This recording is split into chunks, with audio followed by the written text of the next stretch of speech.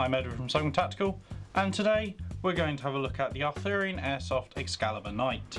The Arthurian Knight is built from aluminium and internally has a reinforced tappet plate, 8mm bearings, a 15 metal tooth piston, a full railed handguard, full top length rail, adjustable iron sights, a 40mm counterclockwise flash hider, a lockable bolt, and adjustable hop unit.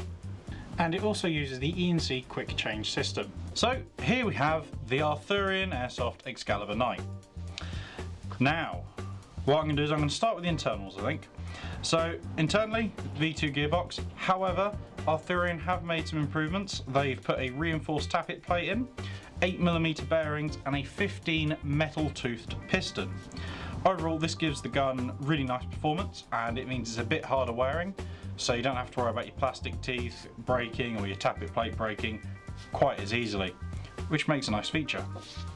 So what we'll do is we will start with the back end. So we have our 6-position adjustable stock,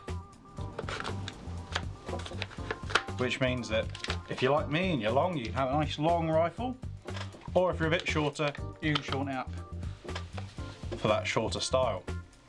Now, what we have in the stock here at the back, if we pop the butt pad off, what we will find is the battery compartment. There we go. Now take that little block out. Okay. Got to get hold of it first though.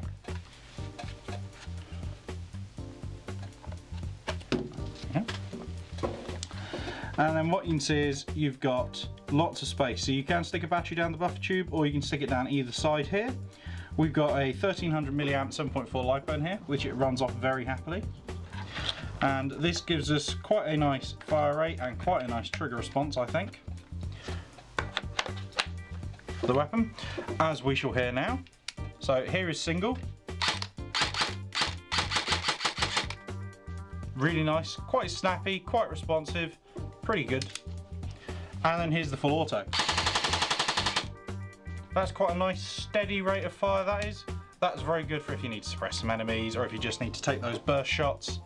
Very nice. So slightly forward of the stock, we have the quick change spring system.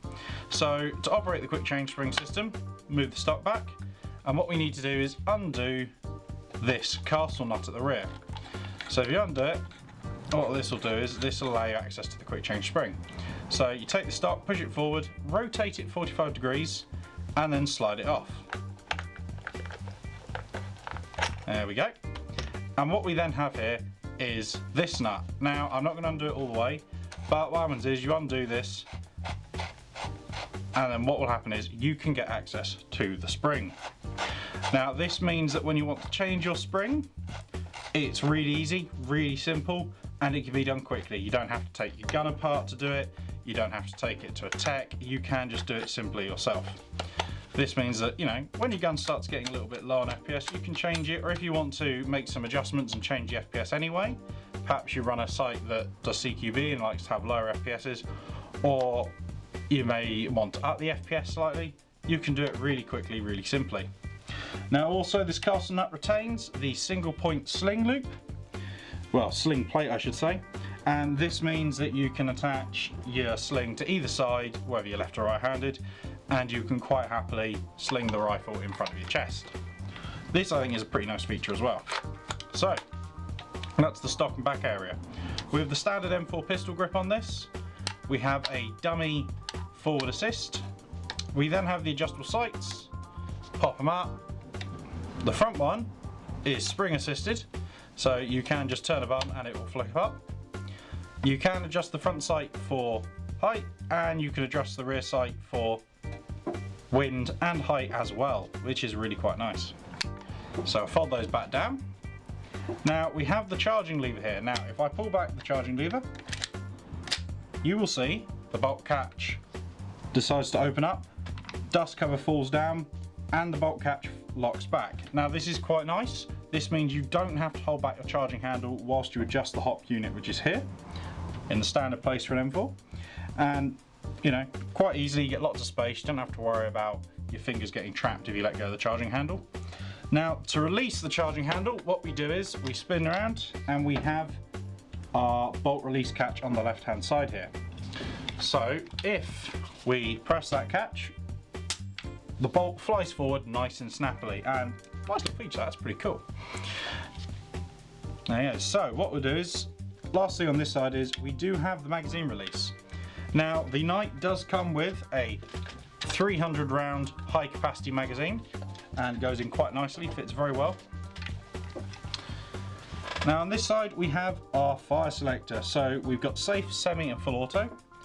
Now if we ever listen as I swap between them, you can hear the nice firm click of the D10. Now that gives us a nice bit of security. You see I'm giving it a wobble, it's not changing too easily.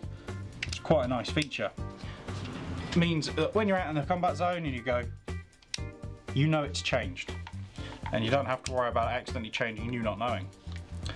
So we have our full length top rail, so you can attach PEQ box, you can attach sights, all that fun stuff to the top quite happily. Then the handguard, as you can see, rails all the way around. We've got the left, right, up and down markings on the rail. Now this can mean you can attach foregrips, grenade launchers, torches, lasers, whatever you want, cameras, and be happy and ready to go. We then have the fake gas block. It's got a bayonet lug on here, just to add to that look, which is pretty cool.